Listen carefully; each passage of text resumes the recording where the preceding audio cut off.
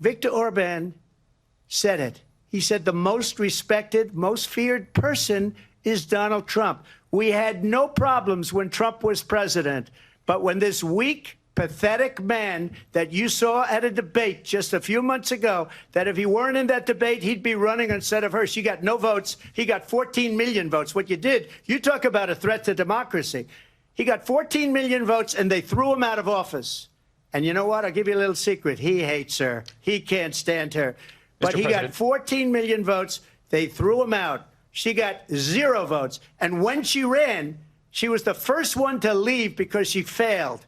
And now she's running. I don't understand it, but I'm okay with it because your time is I think we're going to do very well. We've got a lot more. When I'm president-elect, and what I'll do is I'll speak to one, I'll speak to the other, I'll get them together. That war would have never happened. And in fact, when I saw Putin after I left, unfortunately left because our country has gone to hell.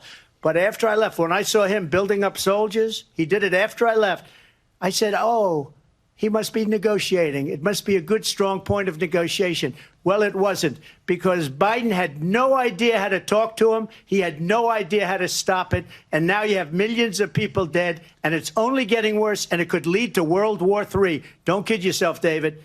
We're playing with World War III, and we have a president that we don't even know if he's... Where is our president? We don't even know if he's a president. And just to clarify here... They threw him out of a campaign like a dog. We don't even know. Is he our president? But we have a president, Mr. President, that doesn't know he's alive. The next day.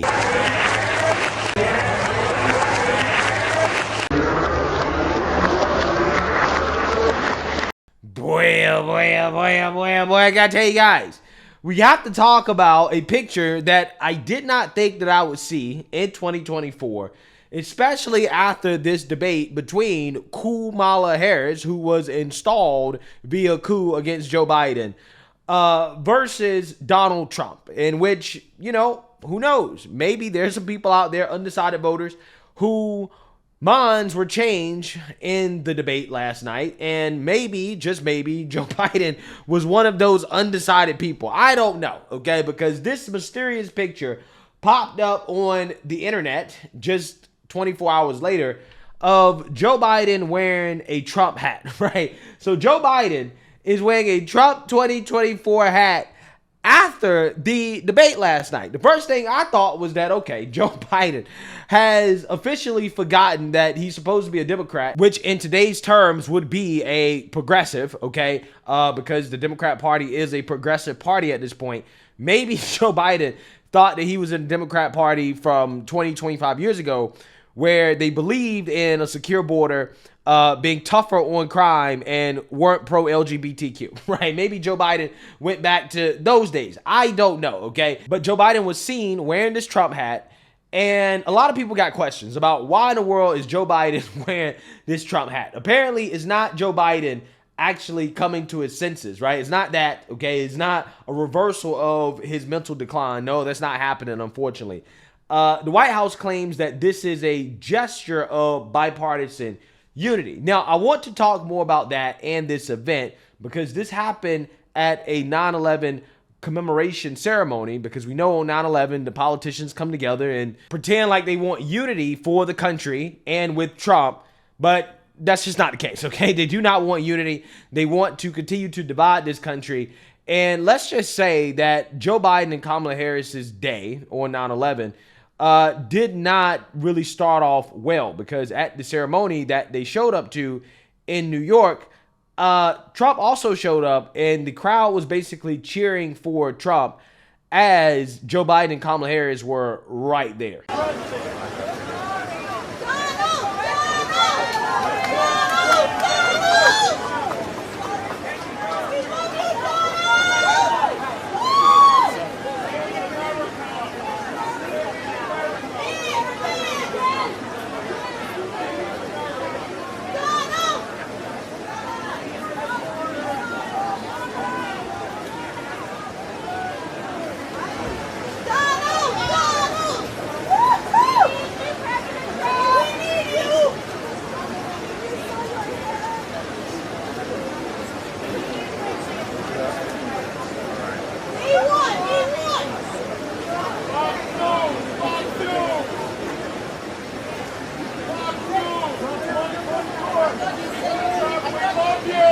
Yeah, so that's pretty awkward. And it gets even more awkward because it just so happens that Joe Biden and Kamala Harris left before the family of a victim of 9/11 was able to give a speech in which they overtly trashed Joe Biden for entertaining a plea deal with the conspirators of the 9/11 attack, and also for the way that Joe Biden referred to doing 9/11 just the day before this event. I'm going up to my granddaughter's birthday in New York. Then we're going to watch a debate. And then tomorrow I'm doing 9/11. I spoke to the vice president. She seems calm, cool, and collected. I think she's going to do great. And I'm not going to tell you what advice I gave. My husband of 30 years was one of them. It is outrageous that our government would ever entertain the thought of granting the terrorists a plea deal. If not for the outcry of the 9/11 community, who knows what might have transpired. It has been 23 years, and the families deserve justice and accountability.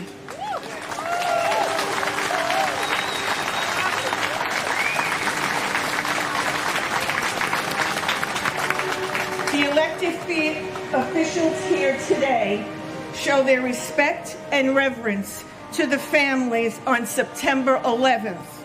Or, in our president's words, do 9/11. Quite a flippant remark. But please remember that the September 11th families live it every day, not just on the anniversary. Yeah, so not a good start to the day for Joe Biden and Kamala Harris, which brings me to the story right here about Joe Biden wearing the hat, okay, the Trump hat.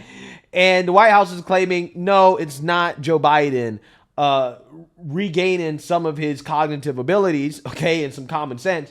No, it's not that. Apparently, this is a gesture for bipartisan unity. So let's read about it, okay, and get an explanation for Joe Biden doing this. The White House responded on Wednesday afternoon to a viral image of President Joe Biden wearing a Donald Trump hat during a 9/11 commemoration ceremony. On Wednesday, Biden was seen attending ceremonies to celebrate the victims alongside Vice President Kamala Harris and Trump a day after the pair met on the ABC debate stage. While greeting firefighters in Pennsylvania, Biden was photographed wearing a bright red Trump 2024 hat. The event was meant to commemorate where United Flight 93 crashed. Trump supporters erupted on social media with images of Biden wearing the hat and alleged that the president was senile. See, I disagree with that, right? I think it's the exact opposite, right? He would be getting cognitively better, not cognitively worse, if Joe Biden all of a sudden realized that, I should be a Trump supporter. White House spokesperson Andrew Bates responded to the viral image on X, formerly Twitter, by stating Biden wore the hat after a Trump supporter gave it to him at an event in order to promote, quote, bipartisan unity.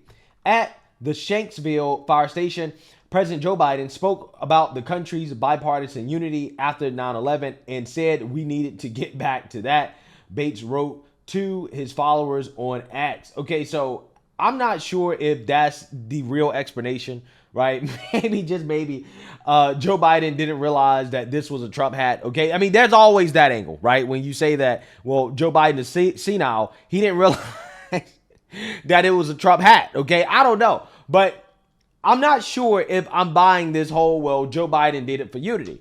But maybe he did. Maybe he did. Okay, I don't know. Quote, as a gesture, he gave a hat to a Trump supporter who then said that in the same spirit, POTUS should put on his Trump cap. Bates added, he briefly wore it. Wow.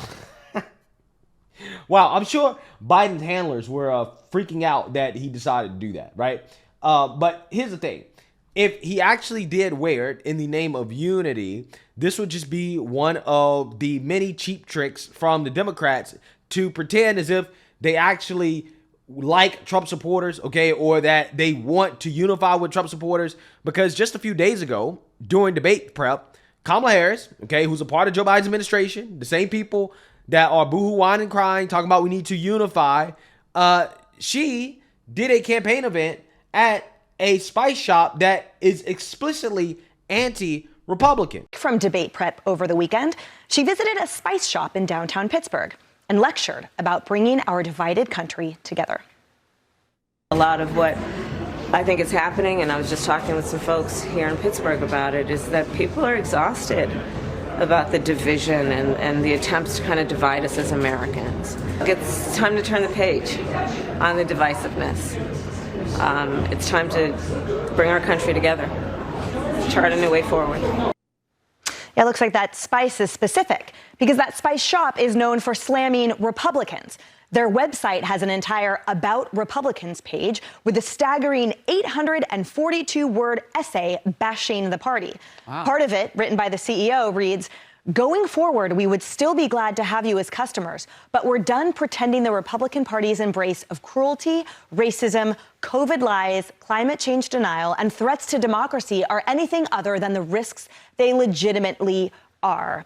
Harris, is this, side note, is this the for president that would be president for every American? Because it seems like by shopping there, you're only sending a message that you want to be the president for half the country. So did you Google that to find it, that shop? Like Google Spice and politics and hate Republicans all in one thing, and it's got an address. Let's go there to shoot our promo. Because that's what that was. That was promotional value for her. That wasn't like a real press opportunity or interview. Yeah, so I want you guys to understand. The people that claim that they want unity are doing campaign events at spice shops that are specifically anti-Republican, right? That say that Republicans are racist, hateful, bigoted, but yet these are the people saying we want unity, okay? Honestly, I'm sick and tired of Democrats lying to my face, gaslighting, pretending as if they like half the country or that they want to understand half the country. No, they don't, okay? They really want to govern for just their half of the country, and they want to say, screw everybody else, right? This is what they want to do, okay? Because every chance they get, they're always talking about how the other side of the aisle is racist, a threat to democracy, violent, white nationalist, etc. And that's not even getting into all of the names that they call Trump. This is a guy, President Trump, who was almost assassinated, and Democrats couldn't wait 24 hours before calling Trump Hitler, right? And Kamala Harris was calling Trump an adjudicated rapist and all types of stuff. And you mean to tell me that you really want to unify, that you really want to come together? No, you do not, right? And I really wish that Democrats would stop putting up this facade, because that's what it is. It's an act. Stop acting like you want to unify. You do not want to unify, okay? Your party is built on hate and division, on divisiveness. This is how you thrive.